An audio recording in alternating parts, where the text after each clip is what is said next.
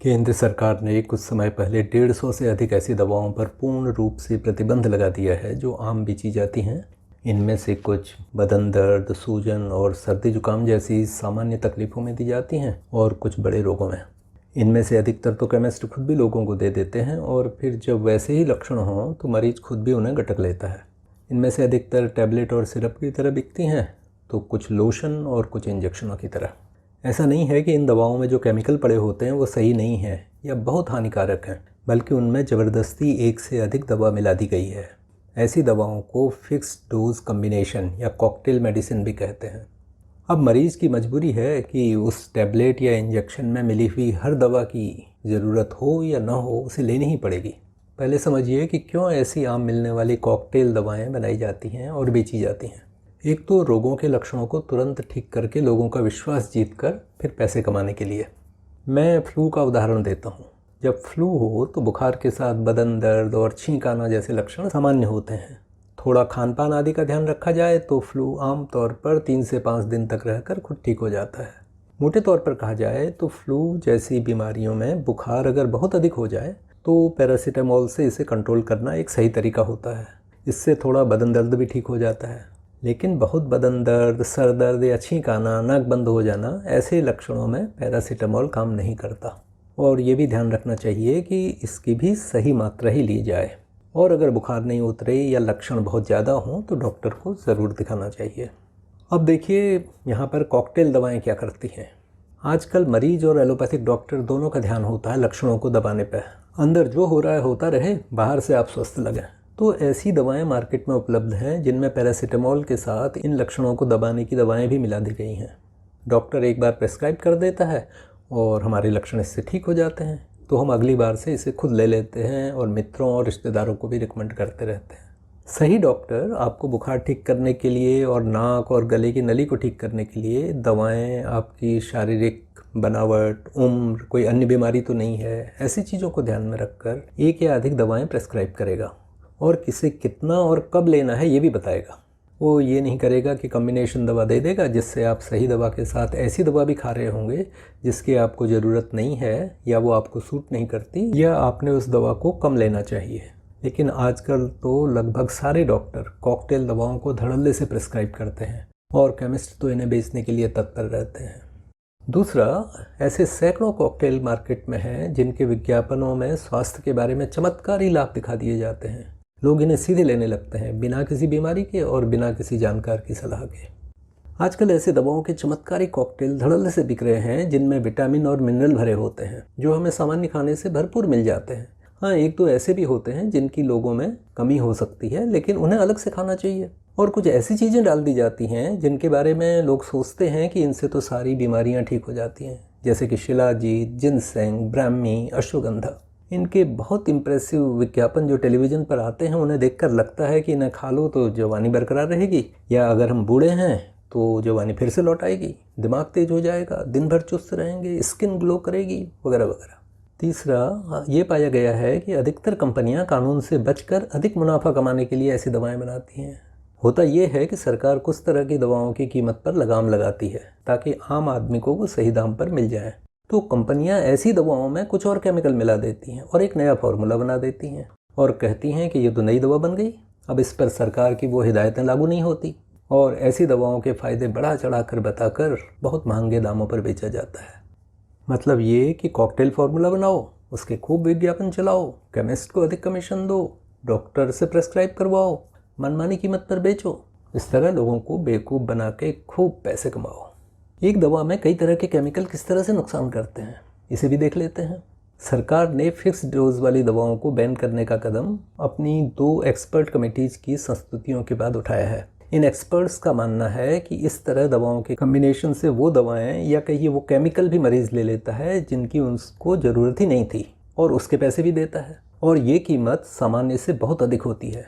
इस तरह वो कई तरह से नुकसान उठाता है। इसे इस उदाहरण से समझ लेते हैं। मान लीजिए कि मुझे एक बीमारी है जिसके लिए सही प्रेस्क्रिप्शन ये है: दवा ए की 20 मिलीग्राम दिन में 3 बार, दवा बी की 100 मिलीग्राम की डोज दिन में 2 बार, और दवा सी की 30 मिलीग्राम की डोज वो तब खानी है जब बहुत अधिक तकलीफ हो जाए।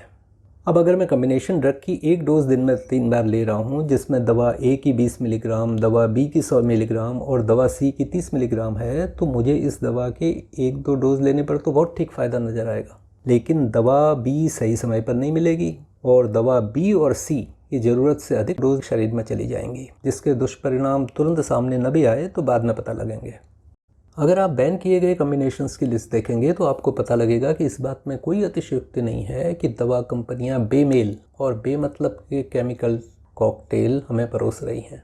कुछ दवाओं में कई तरह के एंजाइम डालकर उनका घोल बना दिया जाता है, गोया कि वो दर्जनों तरह से शरीर को फ़ायदा पहुँचाएगा। ऐसा नहीं होता। कुछ कंपनियों ने स्किन की खाज खुजली ठीक करने के लिए क्रीम में जो भी ठीक लगा मिला दिया, गले में खराश ठीक करने के लिए चूसने की गोली में नशीले पदार्थ और ऐसे हानिकारक केमिकल मिला दिए जाते हैं जो गले को सुन्न कर देते हैं और दिमाग को भी कुछ देर के लिए निढाल कर देते हैं। इससे खराश दब जाती है और हमें बहुत फ़ायदा महसूस होता है। लेकिन अगर ऐसी गोलियों को अधिक चूसते रहें तो बाद में इनसे बड़े साइड इफ़ेक्ट हो जाते हैं। पिछले 10 वर्षों में लगभग 500 ऐसी दवाएँ बैन हो चुकी हैं, लेकिन जो पहले हुआ वो इस बार भी होगा। दवा कंपनियाँ और विक्रेताओं के संग कोर्ट में चले जाएंगे और उन्हें यह रियायत दी जाएगी कि जितनी दवाएं अब तक बन चुकी हैं उन्हें बेच सकते हैं। अच्छा भाई, आगे मत बनाना। इस बीच वो कंपनी किसी नए फार्मूले से नए नाम की दवा बनाने में जुट गई होगी जो तुरंत मार्केट में आ जाएगी। अब 2 स्पेसिफिक उदाहरण देखिए कि कुछ आम दवाएं जो मुख्य दवा में बेमतलब मिला दी जाती हैं कितने बड़े नुकसान कर देती हैं। ये बहुत ही कॉमन उदाहरण है। पैरासीटामोल के साथ आइबुप्रोफेन नाम की दवा मिलाकर कई नामों से बेची जाती है। आइबुप्रोफेन सूजन को कम करके बदन दर्द ठीक कर देती है और बुखार भी थोड़ा कम कर सकती है। इसलिए ये कॉम्बिनेशन सामान्य फ्लू और सीजनल बुखार, वायरल बुखार, इनमें बहुत आराम देता है।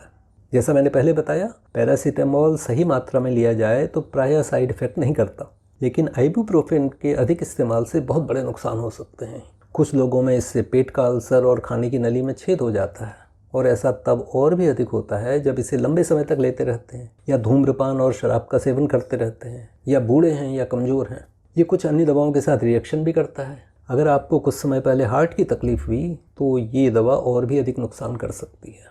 अब हो सकता है कि किसी मरीज को इन दोनों दवाओं की ज़रूरत हो, तो डॉक्टर तय करेगा ना कि कितना पैरासीटामोल देना है और कितना आइबुप्रोफेन। ये नहीं कि कॉकटेल दवा में 500 मिलीग्राम पैरासीटामोल और 200 मिलीग्राम आइबुप्रोफेन है तो हर बार इतना आइबुप्रोफेन तो खाना ही पड़ेगा।